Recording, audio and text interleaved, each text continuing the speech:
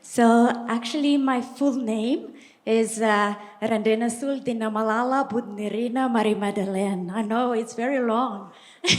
It's from Madagascar.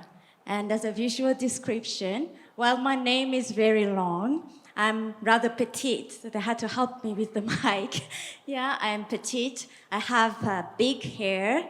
I always say that my hair is as big as my heart. So, Honorable Cabinet Secretaries, Honorable Senator, Honorable Judge, Principal Secretaries present, and dear partners and young leaders, distinguished guests, on behalf of all of us at Mastercard Foundation, I bring you warm greetings. And I join Enable in welcoming you to the 6th Inclusive Africa Conference. What a joy and an honor to be here in Nairobi, a city that has become the beating heart of this powerful event. But it is more than an event. It is a moment to reflect, to reconnect, and to choose bold action for future rooted in dignity, equity, and opportunity for all. To our partner, Enable, thank you. Your leadership, your vision, and your unwavering commitment to digital accessibility are changing lives across the continent. To the young people, policymakers, entrepreneurs, advocates, and allies in the room, your courage, your creativity, and your leadership are shaping the Africa we need. We are here not simply to speak, but to listen, to learn, and most of all, to act. At Mastercard Foundation, our journey continues to be shaped by a powerful question.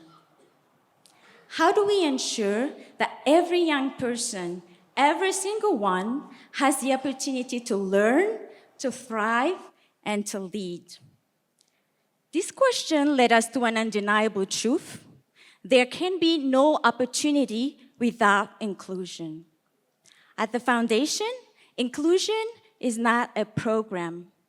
It's not a checklist. It's a mindset, a way of seeing, a way of working.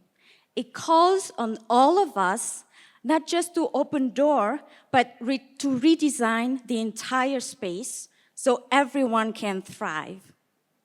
When we launched Young Africa Works, our strategy, we set a bold goal to enable 30 million young people to access dignified and fulfilling work. And we made two important commitments, that 70% would be young women and 1.5 million would be young people with disabilities. Today, we're halfway there. 16.5 million young people are in work, and over 92,000 young people with disabilities have been supported, with nearly 80% of them young women. Behind every number is a story, like Faith, a software engineering scholar here in Kenya who advocates for disability inclusion and mental health. Like Divine from Rwanda, supporting children with disabilities and using digital platforms to spread healing and hope. Nina, founder of Disability Support Initiative in Ghana. They're not waiting to be included. They're building a world where exclusion is not even an option. However, the journey is far from over. Today, 61% of youth with disabilities in Africa are still out of school. They are twice as likely to be unemployed. And their exclusion costs African economy 3 to 7% of GDP. But where there is challenge, there is opportunity. And this is why we anchored our disability inclusion strategy on 3 pillars. Pillar number 1, capacity accompaniment.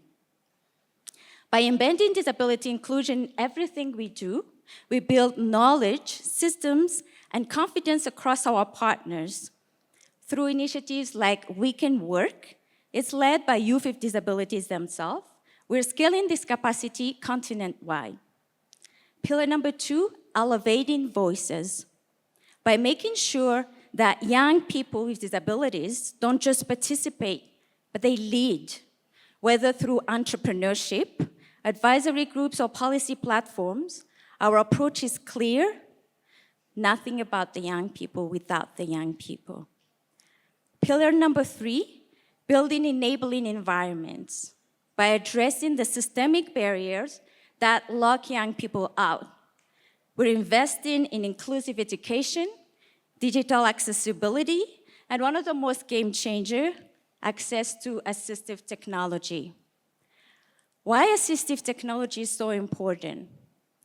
Over 2.5 billion people worldwide require one or more assistive technology products. And in many low-income countries, including in Africa, access to assistive technology is estimated to be as low as 3%. This is not a side issue. This is central to education, to employment, and full participation. And it is an opportunity to support African entrepreneurs to develop affordable assistive technology, to strengthen the supply chains and build an African assistive technology workforce, and partner with innovators to scale inclusive solutions. Because in today's digital world, access to assistive technology is access to possibility.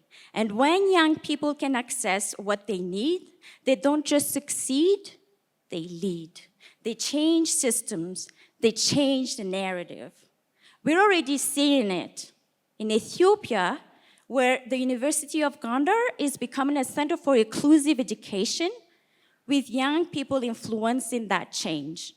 In Ghana, where inclusive entrepreneurship is reshaping the MSME landscape. In Kenya, where young leaders like Julius is advancing digital accessibility and shift perceptions across the continent.